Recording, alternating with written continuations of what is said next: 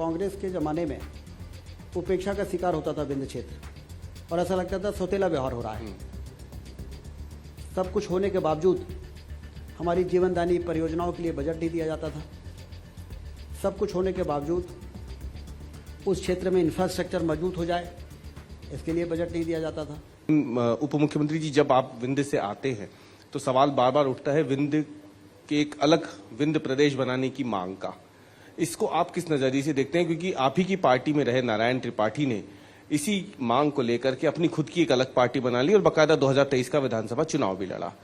हश्र क्या रहा, या फिर क्या आप लोगों के बीच में मनमुटाव इस बात को लेकर के रहे हमेशा से? ये सवाल बहुत उठते रहे, तो मुझे लगता है कि ये एक उचित मंच है जिसपे ये बातें सामने आनी चाहिए।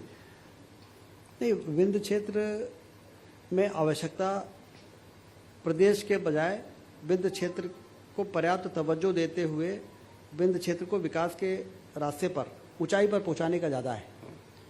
ये बातें तब आती थी जब कांग्रेस के ज़माने में उपेक्षा का शिकार होता था विंध्य क्षेत्र, और ऐसा लगता था सौतेला व्यवहार हो रहा है। सब कुछ होने के बावजूद हमारी जीवनदायी परियोजनाओं के लिए बजट नहीं दिया जाता था। सब कुछ होने के बावजूद उस क्षेत्र में इंफ्रास्ट्रक्चर मजबूत हो जाए, इसके लिए बजट नहीं दिया जाता था। लेकिन भारतीय जनता पार्टी की सरकार आने के बाद जिस तरह से विकास की गंगा बही है, वहाँ पर चौतरफा शानदार 4 लेन की बाहें फैलाई हुई सड़कें हैं, वहाँ एयरपोर्ट की बात आपने कही ही, रेलवे लाइन जो वर्षों से लंबित थी, ललितपुर से सिंगरौली, जो सतना रीवा होते हुए सिंगरौली जाती है, जो हमको वेस्ट बंगाल से जोड़ती है, जिससे हम मेन स्ट्रीम में आ जाएं और हमारा इंडस्ट्रियल डेवलपमेंट और बाकी टूरिज्म, ये सारी चीज़ें बढ़ें। इसके लिए जो जरूरी बजट और तवज्जो जब नहीं मिलती थी, तो इस तरह की बातें जरूर जोड़ पड़ती। लेकिन आप ही की सरकार थी इतने लंबे समय तक, आप ही की पार्टी के नेता थे नारायण त्रिपाठी, तो वो तो कहते थे कि बीजेपी की सरकार में भी कुछ नहीं हुआ। उनको ये रहता था कि विंध्य क्षेत्र का विकास होना चाहिए, विंध्य प्रदेश बनेगा तो ज्यादा विकास होगा।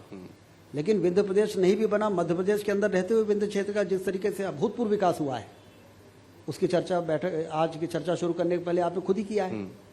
तो जब विंध्य क्षेत्र का विकास हो रहा है, तो हम एक बड़े प्रदेश, बड़े कानवास में रहते हुए तमाम संभावनाओं पर काम यदि करेंगे, तो मुझे लगता है कि और लोगों में इस बात का संतोष भी है। और आपने देखा कि भारतीय जनता पार्टी को लगातार आशीर्वाद जो मिल रहा है वो बढ़ता जा रहा है।